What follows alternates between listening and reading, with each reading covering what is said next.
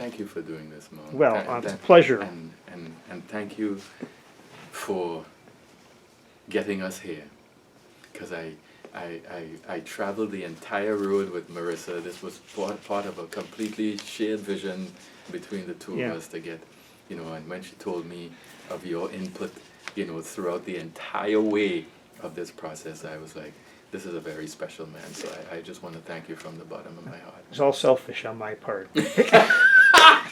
I mean, and I believe you. Well, I want to talk about you and your bandmates. The thing you did yesterday was, when I asked a question, I said my head is spinning, and it was really true, because there's something about, this is not a question, but rather an observation, and maybe you can talk about it. There's something about this percussion rhythms and things that you gentlemen played that reaches so deep into you. And I don't know what it is, but it's like if you were in New York City and you were walking and all of a sudden you heard this and you could tell, that's live drum music. Like you would go there. It's like a magnet or something. What is that about? I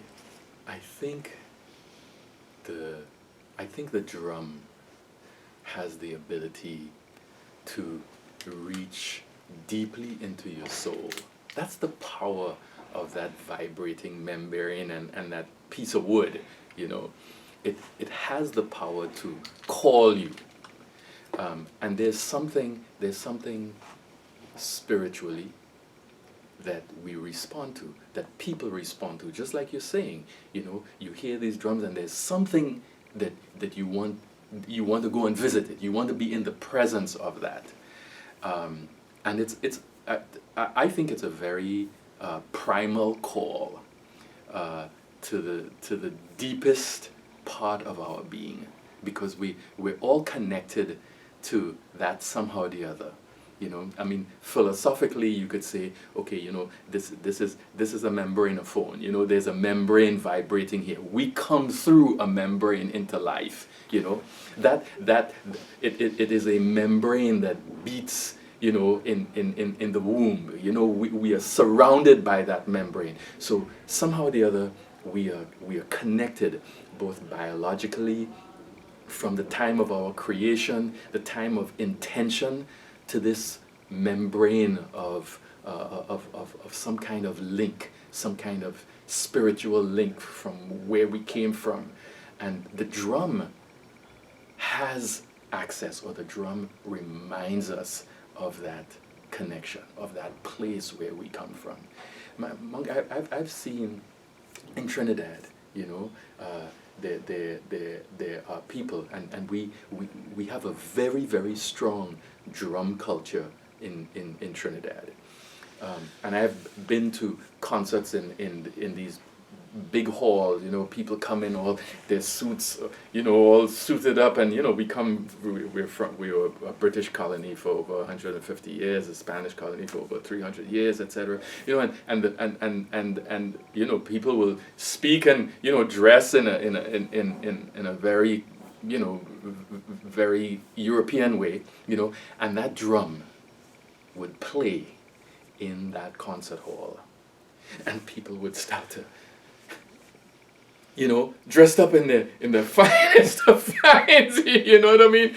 And there's something very, very primal that we relate to with the drum. And those of us who play and who dedicate our lives to this, like I was talking about people like Don Elias and Amy Latimer, who were amazing inspirations for me, Montego Joe, Chief Bay, all these guys, man, who were like the forerunners.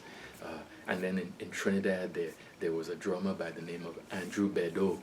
I mean, when he played, you were transported to another place altogether. In Haiti, Tiroro, man, this guy, the talking about Tiroro is that his hands were a phenomenon, and what he did with his hands could not be consciously analyzed at all. What came out of the meeting between his hands and the skin was from another world altogether. And it was he, Tiroro, was one of the guys who inspired Don Elias as well as Amy Latimer. Because Amy always taught me, man, Amy always said to me, man, you really want to listen to the drum, you really want to play, go check out Tiroro. You know, check out his music. You know. So I think that aspect of playing percussion, of being close to sounds that come from nature, because that's what we do. We color the music with, you know, with membranes, with pods, with seeds, with conch's horns, with animal horns and shells, and all. That's what we do. We're very organic. So the entire percussive world, as we know it traditionally, right? And what do the shamans use when they trying to heal people and go into that spiritual realm? They use seeds. They use the membrane of an animal. They the Native Americans use that drum. You know, right? I mean, the rattle. You know, the maraca or the rattle or the shaker or whatever you call it. All of these instruments help us to transcend the physical and access the metaphysical. Help us to leave the mundane and get to the spiritual. So when you're absolutely right. What is this thing that makes you, that draws you in? It's because something is happening that calls you deeply spiritually to come and be present. I didn't even introduce you on the film. This is Cascadu, and I can't imagine that you ever play a gig where you were coasting. And by that I mean those of us who play gigs all the time. Sometimes you're playing and, you know, it's just, you're looking at your watch. Yeah. And, oh man, it's only 8:15. And right. When I was watching the three of you yesterday, it's hard for me to imagine that you would do that. Doesn't even exist in our time frame. There's no time frame for us, and we could have just gone on and gone on right. and gone on and gone on, you know. But it doesn't, because I mean, you live it. For me, and I know, I mean, this is all Chambo does. You know, I've done a number of other things in my life, but to be doing this now as pretty much the only thing that I do, I consider myself to be very, very fortunate to have some physical health at this stage of my life, and to have the freedom to be able to live my passion now. I mean, for whatever time I have left, this is it. And there's no time on the clock, you know. You know, there's no limitation to what can happen next. That makes me smile, because I think all the dues you paid in your other professions, even if you liked it, you know, some people go through life and they have a job they don't like and they just can't wait till they retire to do something they like. It sounds, I'm just guessing that you liked the other things you did, but now that you're doing this, it makes it all that much more fruitful for you. Absolutely. Well, I started, you know, I as I mentioned, I am from Trinidad, and I grew up in our folk culture. I was first a dancer. I started dancing at age 5 and went through until I was about 15, 16 years old, dancing all my life. I was close to the drum. I remember where we lived in Faizabad, which is deep South Trinidad. A lot of roots, a lot of culture. There was a Shango yard not too far away up on the hill, and I used to hear the drums coming across at night when I was, you know, about to go to sleep, and they were in ceremony and everything else. And I remember this having a very, very profound effect on my psyche, much later on, of course, you know, because you up at night and you're hearing these drums, and then you go and you're performing, and, you know, you're dancing and stuff, and you're part of the tradition and part of this, and this is what you're dancing, you know, you're dancing to Shango, you're dancing the Trinidad folk culture, you're dancing piqué and belay and bongo and, you know, joropo and all kinds of stuff that was going on. And so much later on when I was not dancing anymore, that energy had to find a way out, and it just went to the music. At 16 years old, it stopped for me. Like, I had a really bad accident. I broke my neck. I was hit by a car, by a van, and broke my neck. So my dance, my aspirations for a dance life ended. It wasn't a final thing, but the level of performance for me at that point in time, I just was not able to keep. So I moved on, and that energy came out in the music. I dedicated myself to the music, and all throughout university, all throughout my other jobs and everything else. When I finished university, it was at university that I actually started to take the music to a whole other level, because I was the first of my family to go abroad to study. I have three brothers. I'm the second. My oldest brother is all art and music. Me, I am a cross between the art and the sciences. At least that's how I lived my life. The brother after me, it was physics, and the baby of the family got his PhD at 27 years old. He leads the field today in the genetic material that causes epilepsy in human beings, right? So he has his own lab at Emory and everything else. So for me, all throughout my life, I always had this duality, and it was a constant struggle between the sciences and the arts. The sciences and the arts. When I went to university, and I went to university to study biogeography because I wanted to do forestry and ecology and stuff.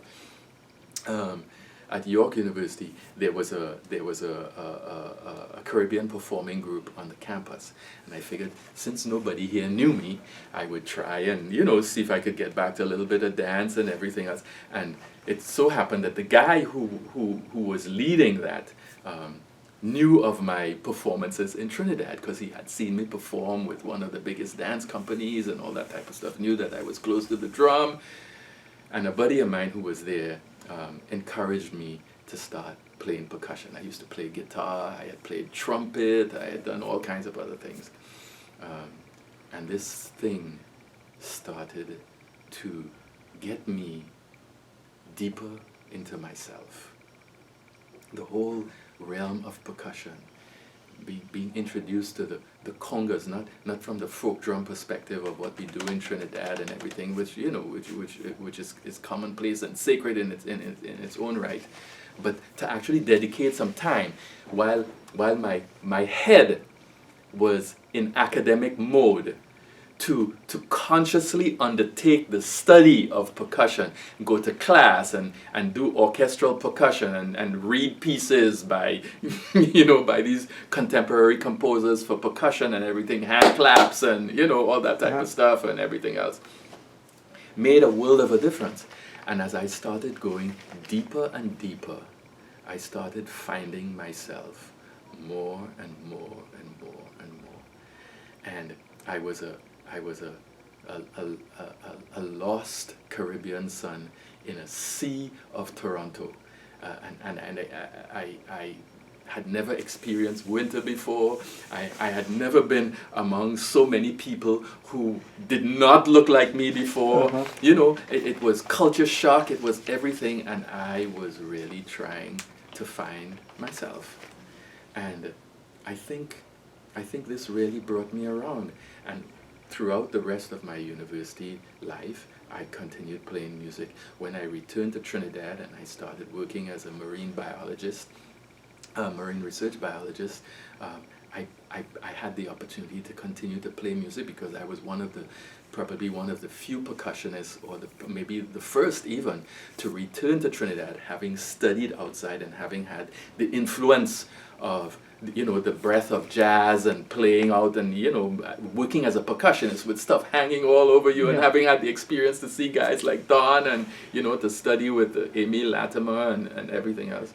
When I got back to Trinidad, I was one of the first call percussionists for visiting bands that was coming in, and I hooked up with some of the the top players in Trinidad, guys like Len Boogsy Sharp and Ralph Robertson, Clive Zander. All those guys come from the calypso jazz tradition, and I just plugged right in.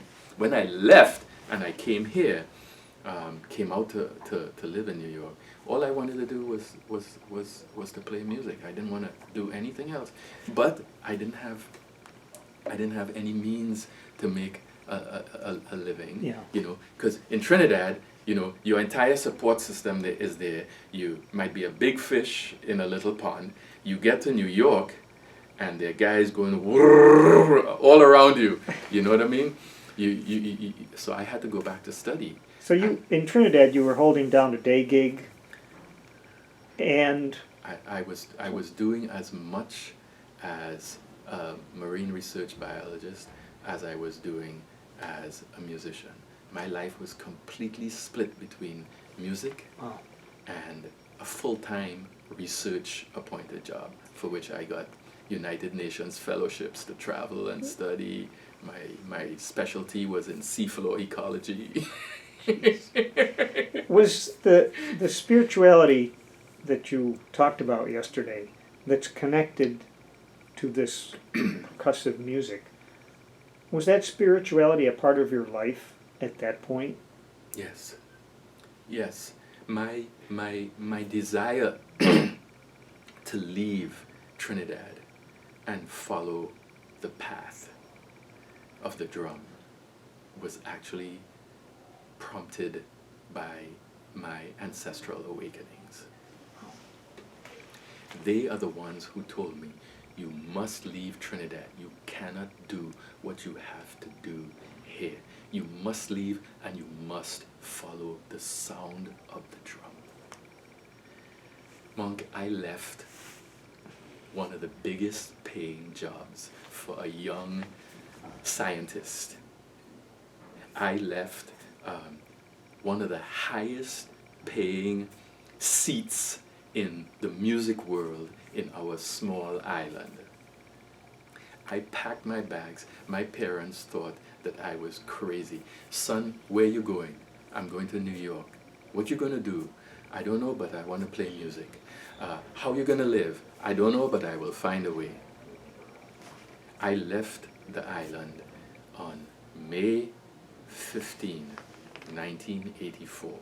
It was a full moon.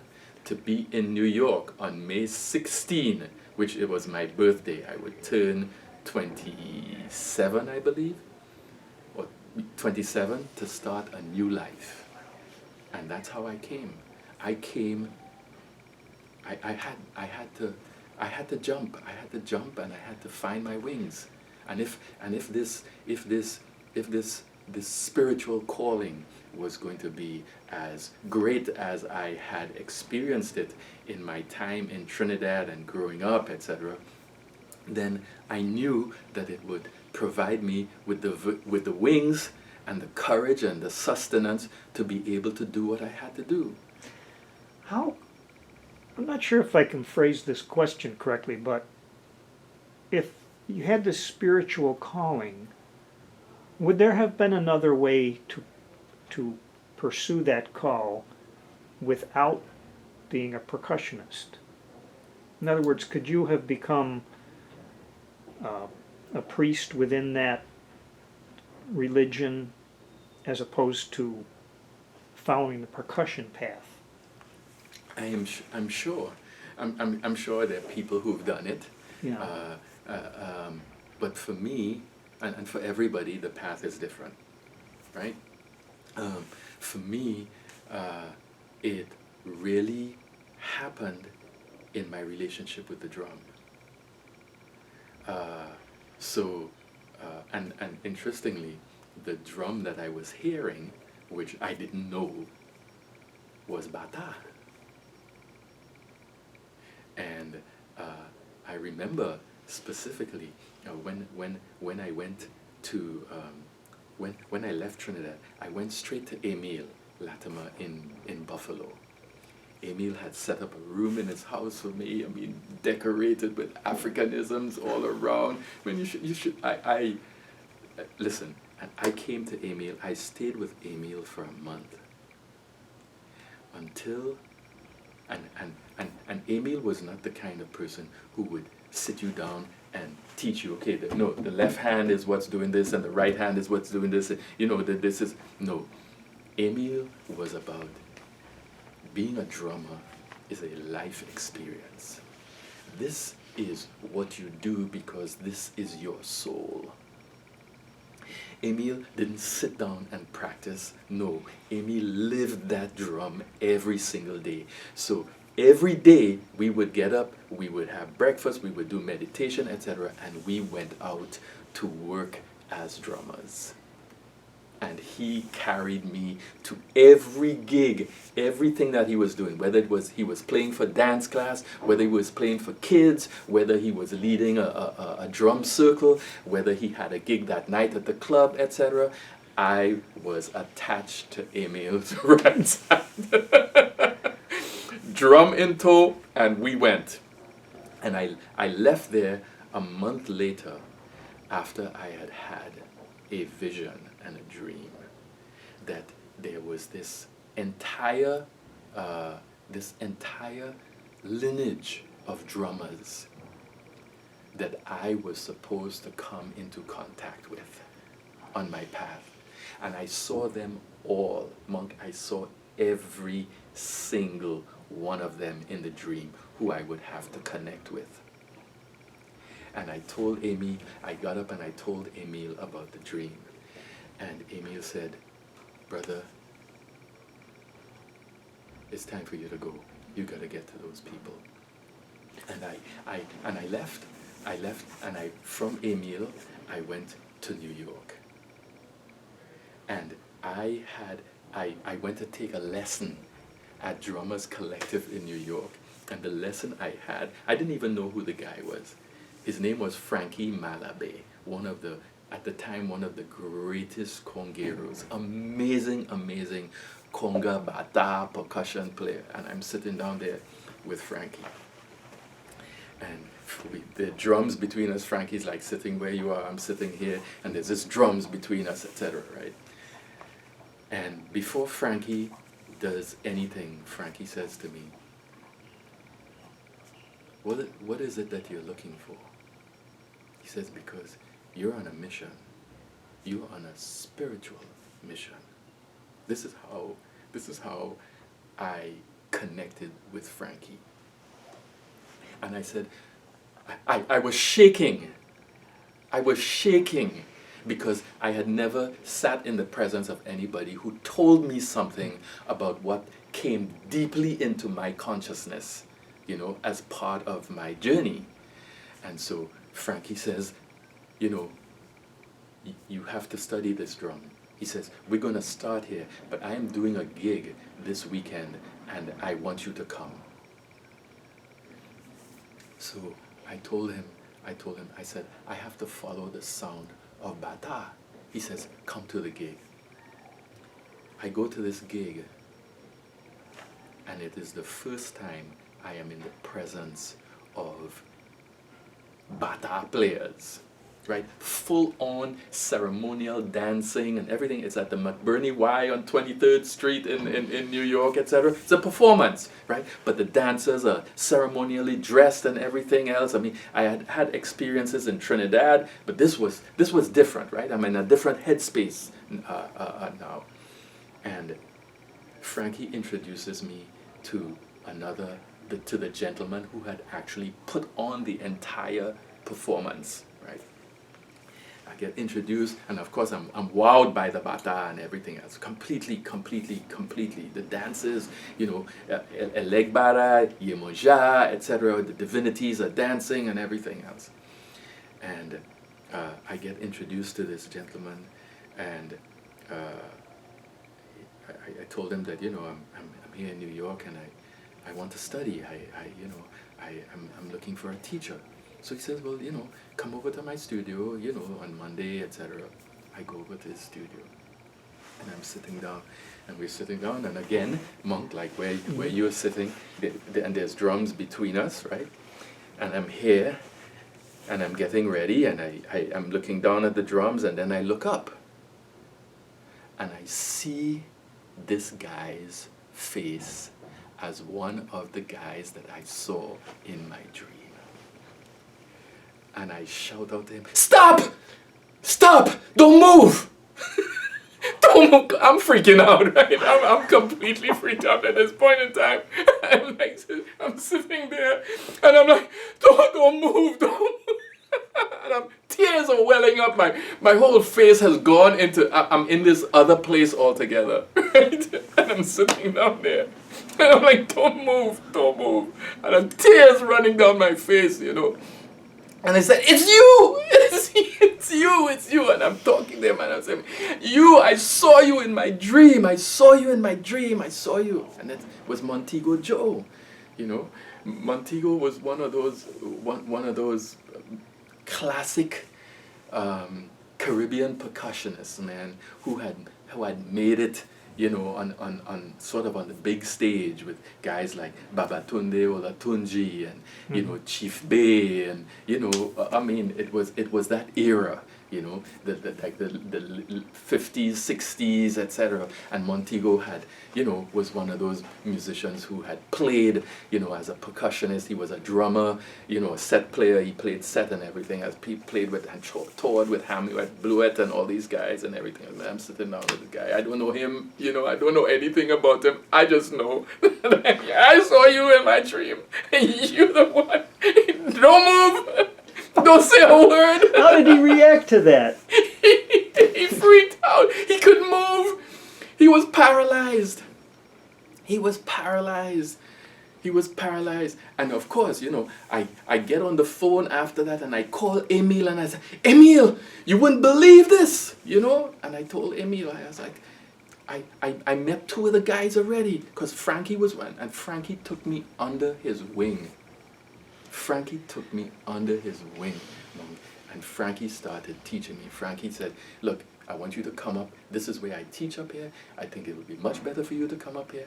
And I was with Frankie all the time. Now I was carrying Frank. Now in those days, in the 80s, right? You had salsa nights at the Village Gate. Monday night at the Village Gate in New York City. Anybody who was studying percussion or interested in this field had to be present there, because that was school. That's where all the greats came through.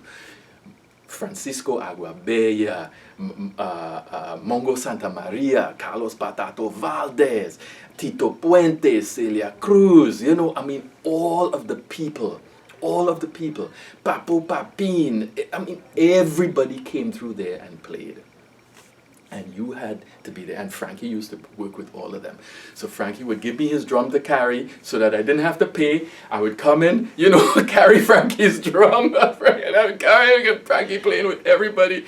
Man, listen, that was school. That was school. That's what I came through. And then he was up at Boys Harbor, the same place like Chembo studied up at Boys Harbor and everything else. Same place, because that was the place where all of us were gathering information and taking an academic study of Latin percussion altogether. But that story about carrying someone else's drums, that mentorship, I'm really happy to hear that, because fellows that were playing and learning in the 40s and in the 30s, that's what they did. Eddie Locke, the drummer, talked about, you know, carrying Joe Jones's drums or something. Yes. And Yeah, man. that was part of the school. Yes. Yes, and I was fortunate. I mean, guys don't do that these days, you know. Everybody's on a different, you know, a different wavelength, man. But for me, that was just an honor. It was an honor, you know. How did you learn the vocal phrases and melodies that I heard yesterday? That sounds like a long. It seems like a long-term Well, commitment. some of that was from the Trinidad tradition, and a lot of it is from, and it's all Yoruba, right? So the tradition that, although there is Arara in Trinidad and the Arara villages, etc., this particular piece was Yoruba, and Trinidad was actually the patron saint of the island is Shango, and the Shango cult, quote unquote, in Trinidad is a complete retention of the Yoruba presence, those divinities, for the Africans who arrived in Trinidad. So I grew up with that stuff. I grew up, I didn't know, but my mother's family was very, very close in the tradition.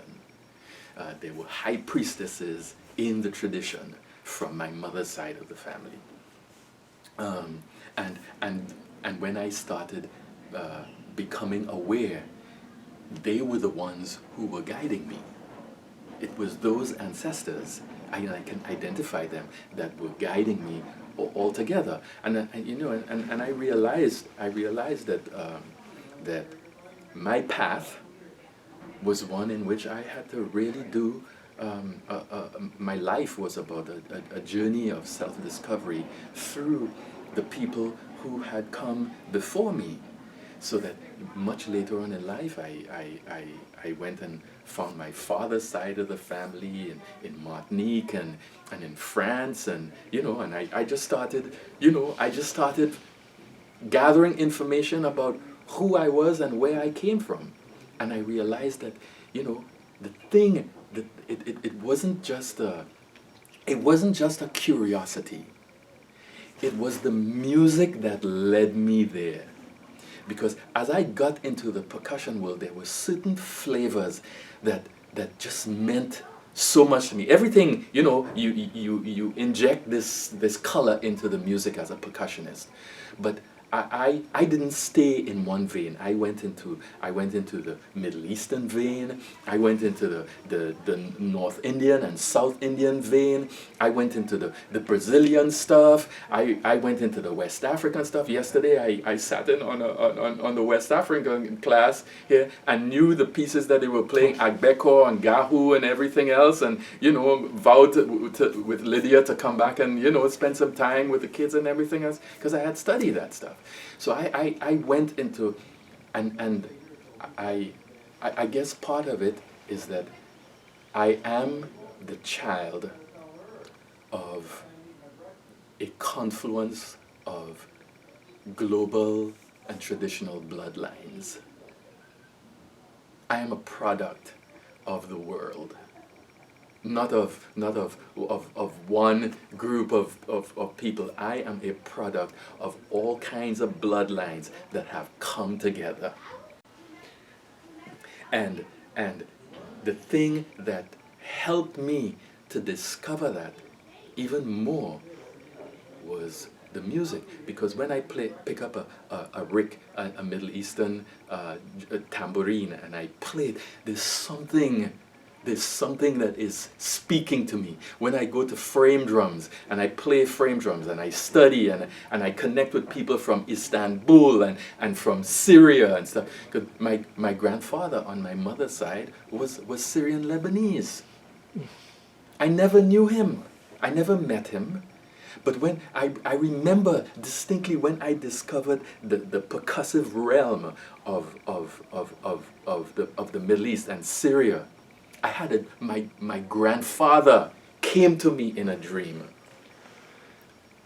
And it didn't happen. It didn't happen until I had walked into that percussive realm. Well, this goes back to what we were talking about when we started today. This, what is it that percussion Right. music brings out of you. Correct. I guess you can really speak to that. Yeah, and this is what I mean. This is how I interact in the music. You know, I would I remember doing a concert recently, and I hadn't brought out my conch horns in a long time. You know, and I decided just to walk with it, and something just told me, you know, just to walk with it. We were doing a concert with TK Blue called Motherland Connections, right?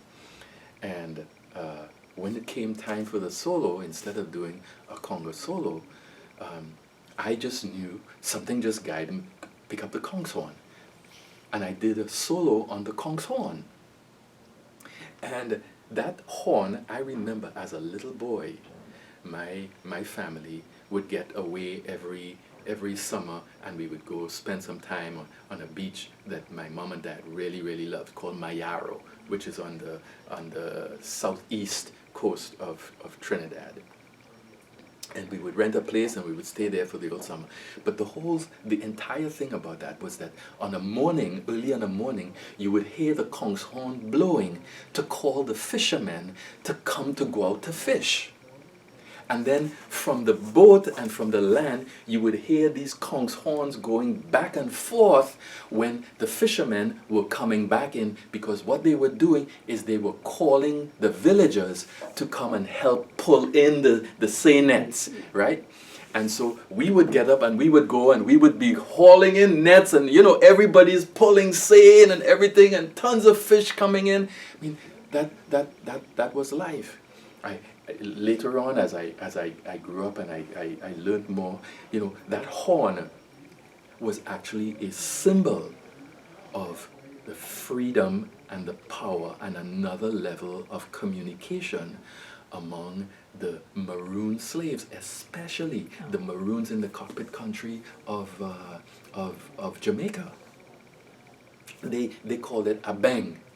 And they use the conch horn and another animal horn to signal if the infiltrators were coming close by, and they would set up these calls all over to alert the other communities, the other maroon communities, the runaway slaves, you know, that the Spaniards or the British or the French or whoever that they were coming, that people were coming. You know, so I got up and I took this conch horn solo, you know, and it just came out of my heart, you know, and it was well received. I didn't expect it at all. I just went, you know, I just went with the moment. So this is what happens. There's a color. There's something in the music when you live it that close to the earth. You know, it's not cerebral. It's not something that this is where this goes, etc. It's in response to what's going on. It's in response to what's happening in the music, and I think for all these people, that all these guys, man, all the guys who play this music and jazz, and you know, the Brazilian jazz, and you know, the roots of jazz and all. When you sit down and you talk to them, it's not their academic study that made them the musicians that they are. Yes, it helped. I mean, no doubt. But there are a lot of them that never even went to school, and they got their chops on the street. They got their chops on the stage. They got their chops, you know, on the road. You know. And it became something that they lived. It became something that gave them, that fed their spirit. Some of their body might have deteriorated, but their spirit and their soul was being fed by something that we can't put our finger on. Exactly. And I've experienced that with people like, you know, these photos we were looking at taken by Milt Hinton and that generation. And somehow, in talking to them and just sitting next to them, you felt better afterwards. Yeah. Like they were passing on whatever it is that we can't nail down, but it is something that gets passed on. Yeah, and they live it. we live it, and I'm fortunate. I feel really, really blessed at this stage of my life to be doing something like what we did yesterday in a performance, and performing, you know, with other people, etc., and being able to touch lives. You know, I remember, you know, in Trinidad we had, you know, part of the carnival culture was to have these huge brass bands on the road, and I had belonged to one of the, you know, one of the big and really hot brass bands back in the 80s into the early 90s in Trinidad, and it shaped the lives of so many younger musicians, and it was sad to hear that, you know, they didn't have those brass bands. Like, the DJs took over, and now they didn't want to pay musicians, you know, they could have DJs, you know, and people making some noise and stuff, and, you know, everybody's going down the street, and the bands just got wiped out completely.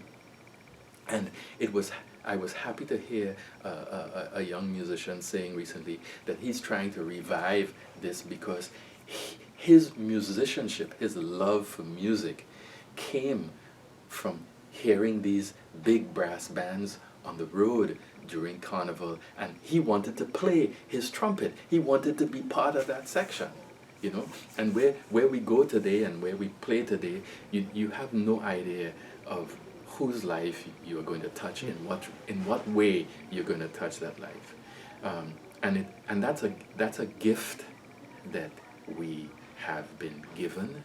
It's a gift that we have to nurture. It's a gift that we have to respect. It's a gift that we have to hold in the highest elevation, because that is our purpose. Do you get aggravated if you're thrown together with other percussionists or that are playing this music, and they don't treat it with the same respect or passion that you do? I don't, because I recognize that everybody's coming from a different place. You know, there is tolerance, and there is leading by example.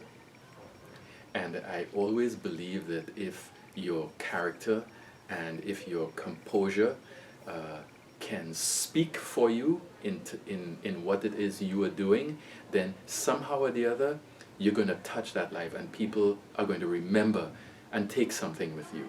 You know, it doesn't matter what they take, as long as they take something with you and it helps to transform their lives or their thinking or their thought down the road. Okay, take a piece of me. You know, even if you are not a musician, and if you come to a concert or something and you hear something that's really beautiful, and in your deepest and darkest moment you remember, you know, that experience that, you know, that caused you such elation at that point in time, take a piece of it with you. Take it with you. You know, let it manifest. Let it change your life. We're not here. We're the soldiers for peace and harmony and for a better world. When you know, I always remember, you know, that poem. If the rest of the world is losing their head and you can keep your head about you, then yours is the world, my son. You know, and if as we see, you know, in our environment today, the way, you know, global leaders are treating people and speaking about, you know, their desire to, you know, to not recognize, you know, the plight of others. I mean, you know, we are the ones that have to send that message out strongly, because this is who we are. We're global citizens. Music doesn't belong to any one person. You know, it's there for all, and there's no other language that brings people together like music. There's nothing, you know, I've lived it myself, that, you know, where music has touched my soul, or a performer has touched my soul and brought about this immense change in me, like Don Elias and Amy Latimer. I mean, I will leave the planet with that in my heart, and hoping that I will be able to see them in the next realm when I get there. Because I know Emil is waiting for me. I know. I did his memorial. I lived one of my greatest musical dreams, being the percussionist for John Lucien. I mean, John was one of the few guys from the Caribbean to like take the jazz world, and in the late 70s into the 80s, etc. I mean, his music, John's music, brought me through college, brought me through university, through my darkest time. Him, Lonnie Liston Smith. Oh. You know, and I just met Lonnie. I drove from, I hadn't seen or heard of Lonnie for like over 30 years. And I drove, I was looking up something and I came across Keystone Corner in Baltimore, and I saw Lonnie Liston Smith. And I left the house, I jumped in the car, and I drove 4 hours to Baltimore to see and meet one of the guys who I revered, you know, for his cosmic, he was my cosmic jazz master, you know. And I listen, when he hugged me, I'm 62 now. I mean, to get a hug from one of your icons, you know, and I'm there, and I'm like, I was like, I don't know if you listen to music, but I want you to know how much you influenced me, etc., etc. And I brought a CD of mine just so that you could hear, you know. And I'm reaching into my jacket pocket to try and pull out the CD, and I can't. I'm so nervous, and here I am, having performed all the way, and I'm standing there with one of my icons, man, and he's helping me to pull the CD out of my shirt. He's like, come on, and oh, listen. And John Lucien was another guy like that, man. John took me through university. I mean, I listened to that guy. You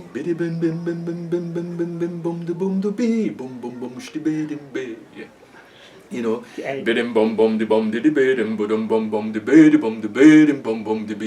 I mean, listen, I fed off of that music. And it was, I had, so when I came to New York, I searched for John left, right, and center. He was nowhere to be found. He had stopped performing. He was in rehab. He was all over the world, etc. Until a friend of mine, many, many years later, said, "Hey, Cascadu, I saw," and because everybody knew that I was a John Lucien fanatic, right? "Hey, Cascadu, I just saw a poster at LIU for John Lucien." I said, "What?" Okay, it means he's got to be in town. If you saw, right, because the thing had passed already, he's got to be in town. And I looked up and I saw he was at the Blue Note. I hauled my butt down to the Blue Note that night, man, and I went to the Blue Note and I sat down there. I got there early, super early. I was one of the first people getting into the Blue Note. And John came on the stage, this frail guy, man, this frail guy. And I'm looking at him and I'm like, this is the man, this is the moment I waited for. And that band kicked off. One, boom, boom, boom, boom. And his pipes came out, that soft, velvety, deep baritone, man, and I was in seventh heaven. At the end of the show, I stayed for the second show, and at the end of the show I was like, should I, what do I do, man? I can't leave, you know, I gotta connect with this guy. I've waited, you know, all these years, or so many years had passed, over 30 years to meet this guy. I'd never seen him. And I was scared. I didn't know what to do. How do I get up to the room to say hello? So I had a decision. You leave and you walk away from this just having seen your idol, or you go upstairs and you connect with him. And I got up, I walked up the stairs at the Blue Note, man, and I got to the green room, and the door was closed, but I could hear all the musicians. There's all laughter and chatter and everything else going on. And I knocked on the door. And I heard, "Who go there?" And the door door swings open, right? One of the musicians had, because they're all sitting down in rows like this, right? So somebody opens the door, and the door opened this way, and John is sitting in one of those big Indonesian rattan chairs, sitting like a king in the chair. All his musicians on the side here, and there's a pathway, very narrow pathway, leading straight to the door. I am at the door, and John is sitting straight in front of me. And I said, when you know, who go there, and the door opens, I said, Mr. Lucien, I'm your son. I didn't know what else to say. I didn't know what, because this man had fathered my music. He had fathered my heart. He had fathered my creativity. I listened to all his musicians. I played his records day in, day out, man. Anywhere I went, I spoke about John Lucien. I spoke about the beauty of his music. I mean, this guy was like my life. You know, and all of a sudden, I didn't know what to say. I was scared. And I said, Mr. Lucien, my name is Cascadu. I'm your son. And John got up from the chair. He got up. And there was a woman sitting right next to him, who I later found out was his wife. He got up from the chair. The musicians in the room went dead silent. You could hear a rat piss on cotton in the far corner of the hall. Everybody was dead silent. Silence in the room. John got up. He looked at his wife like this, and he said, "Come, my son." And I walked into John's arms. I was shaking. I walked into my idol's arms, and he did not let me go. He held on to me like you would not believe, man. And I just grabbed onto him. And there were no words coming out of my mouth at that point in time. The room was silent. All his big musicians were sitting right there. His wife sitting right there. And we just, in this embrace, locked in this embrace. And there was nothing to tell me that this was anything other than one of the most divine moments of my life. I could feel like there was energy just coming down and bathing us in that embrace. And after he said, "So what you do, my son?" I said, "Well, you know, I'm a musician, I'm a percussionist, etc." He says, "Well, look," he gave me his card. He said, I'm going back to, he was living in Puerto Rico at the time, in Trujillo Alto. He says, "I'm going back in 3 days. Call me." I said, "Okay." In 3 days, I called John. From that day, anytime John came to New York, he would call me, and I would go and pick him up at the airport. I would carry his guitar. Through John, he and Herbie Hancock came off the plane together. Like, oh, I didn't know these guys were buddies. You know, they were. He, Wayne Shorter, and Herbie Hancock were like this. You know, and man, I carried John's guitar. You know, when we were pregnant with our first child, you know, I remember being on the phone, and I said to John, I was like, "John, you know," I said, "the only thing I really want to give that baby right now is the waves of the ocean." John says, come to Puerto Rico, come and stay with us." So I packed my wife up, packed our bags, and we went and we stayed with John in Puerto Rico. And it was there, you know, just with him playing the music and stuff, and me knocking around on a couple of instruments he had around the place. He says, "Man," he says, "I want you to start playing with me. Come and play with me, my son." And the rest was history. I was on the bandstand with John, recording with John, gigging with John, traveling with John. John appeared, a little cameo appearance on my CD, on Island Woman, you'll hear him in the back of me. Ah, just that he would breathe on my album and it was, as a matter of fact, I had stopped playing music altogether. And when I played, I took my tape to John. I had cassette tape. I had never done anything with what I had recorded. Yeah. I took it to John, and John he said, "My son, but you have something here. You got to do something with this, And it was John who took me by the hand, Monk, by the hand, into the studio. With my 2-inch, my 2 boxes of 2-inch analog tapes. I have 3 in my basement. Yeah. Because the technology had changed. Nobody was recording on analog anymore. Yeah. The studios were all set up for digital. Right. All I had were my 2 boxes, with my, and I'm hauling these boxes and stuff. And it was John who took me to the studio to take all of that stuff and dump it into digital form. Wow. And he overseed, the process. When I would go into the studio, I would come home, I would stay by him, and this is what I got, he would check it out for me. I mean, you couldn't ask for any greater love, man. And that's what I find with these musicians too, who sometimes you think that they you can't reach them, and these guys are like, come learn, come study, come hang out, come let's talk, Jimmy Owens is one of those guys, man. I mean, Jimmy has mentored me in so many ways, and if it wasn't for Jimmy, I probably would not be out there playing the way I'm playing now, because when I finished, I was a school principal.